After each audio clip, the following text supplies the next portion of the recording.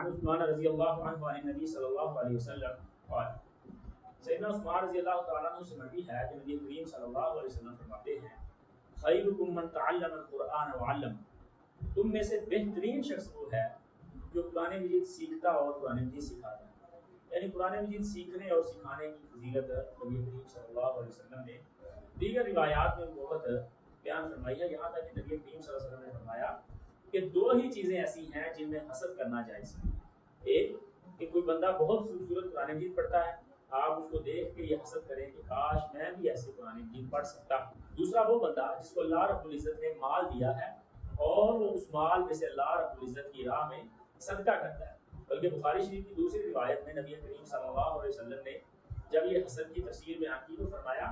کہ آپ کا ہمسایہ قرآن پڑھ رہا ہو، اس کے ساتھ عمل کر رہا ہو اور آپ خواہش کریں کہ کاش میں بھی اس کی طرح پڑھ سکوں۔ اس روایت میں حسد سے مراد ہے کہ ہر درجے کا ابھارنا کسی کام پر،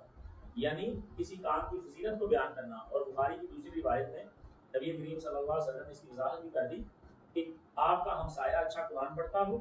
اور اس کے ساتھ عمل کرتا ہو، اس کو دیکھ کے آپ کے دل میں یہ خواہش پیدا ہو کہ کاش میں بھی ایسے کروں۔ جبکہ حسد میں یہ ہوتا ہے کہ اس کے پاس جو چیز ہے وہ اس سے چھین جائے اور میرے پاس آ جائے، لیکن یہاں وہ حسد نہیں ہے بلکہ رشک کے معنی میں ہے کہ آپ کسی کے پاس یہ خوبیاں اور یہ نعمتیں دیکھیں تو آپ کے اندر یہ خواہش پیدا ہو کہ اس کے پاس جو نعمتیں ہیں اللہ اس کے پاس سلامت رکھے، اس کا پیسہ اس کے پاس سلامت رہے اور اللہ کی راہ میں خرچ کرتا رہے، اس کی آواز اور اس کا قرآن اور اس کا عمل اس کے پاس سلامت رہے اور یہ اس کے ساتھ عمل کرتا رہے، اللہ قبول بھی کرے۔ لیکن ساتھ ساتھ یہ خواہش کرنا کہ اللہ رب العزت مجھے بھی توفیق دے کہ میں اس طرح نیکی کروں، میں اس طرح خرچ کروں، میں اس طرح اللہ کی راہ میں صدقہ خیرات کروں اور عبادات کروں، قرآن پڑھوں۔ تو قرآن مجید کی پڑھنے پڑھانے کی سیکھنے کی فضیلت ہر درجے کی ہے۔ بس اللہ رب العزت ہمیں توفیق عطا فرمائے کہ ہم قرآن مجید کا حق ادا کر سکیں اور اس کو اچھے طریقے سے پڑھ پڑھا اور سیکھ سکھا سکیں۔